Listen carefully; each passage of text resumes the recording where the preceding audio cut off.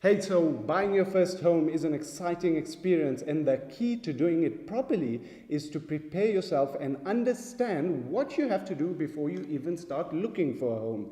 Here's the 5 steps to buying your first home up next.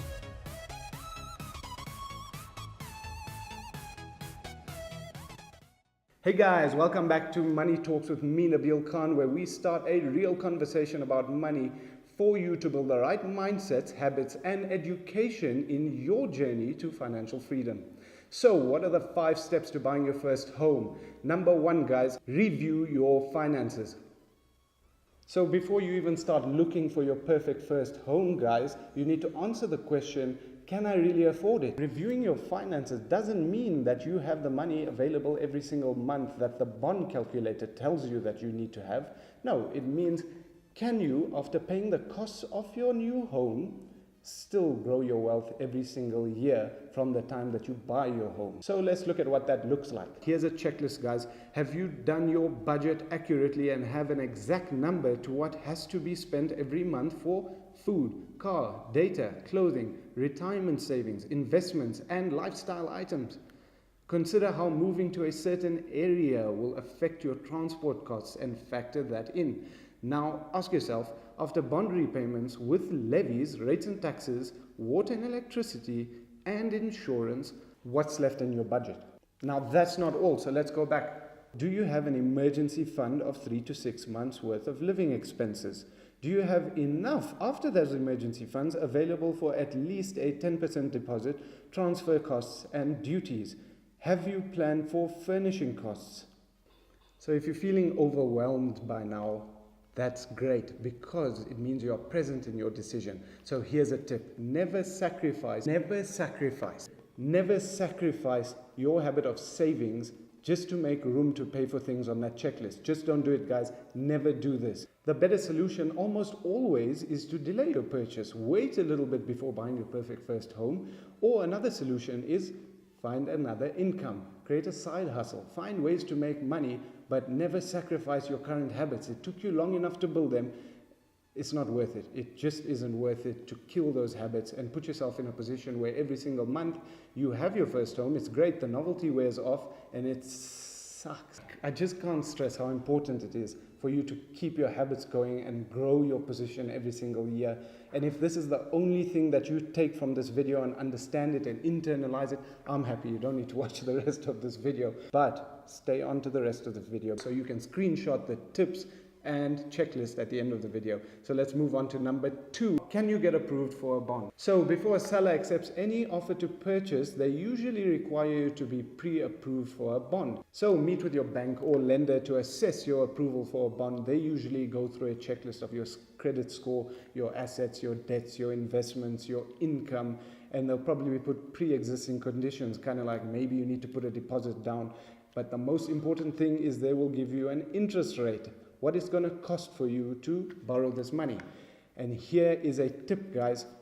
Always shop around. Spend some time looking at the different lenders, different banks, and what rates they are going to give you, because that interest rate is the key to paying more or less over the term of your bond. Do some research online and build your understanding of repayments and the cost of debt. So number 3, consider area.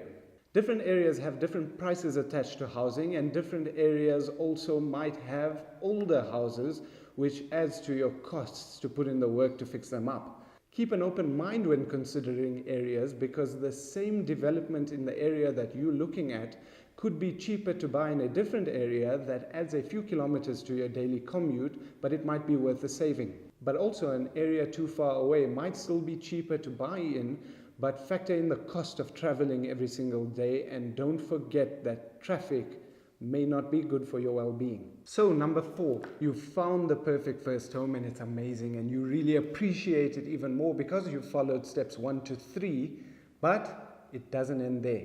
Revisit your finances. You went to go see a home and it was amazing. You walked in and you're like, wow, this is it. It ticks all the boxes on the checklist. And I'm seeing that lovely picture on that wall. The TV can be there. Wait, we need a TV. Definitely need an Xbox. How stunning would that couch look right there? This bedroom can fit a king-size bed. And I know, we spend 1/3 of our lives in our bedroom, so we need to get the best bedding. PlayStation is cool too, guys. What does that furniture cost? Do a final check and make a list when you go visit that place and see if that bathroom thing needs to be fixed, if any taps are leaking, how many lights need to be replaced, and factor that back into your budget that you did in the checklist in the beginning. Don't make the mistake, guys, of overextending yourselves because it's the last step. It's very exciting. So just put those extra costs back into your calculation and now you're sure. So now let's move on to number 5, leveraging your offer. So you've done your homework in one of the biggest financial decisions of your life, and it's exciting and you know you've got this. So don't fall in line with the process yet. Do some further research into the actual property that you're going to buy. Very few people know this, but you could actually Google the address of the place and it will show you what years that property was sold before and at what price. Take a look at some calculators online if it's worth it to buy the property at that price, or if it's cheaper to rent or buy.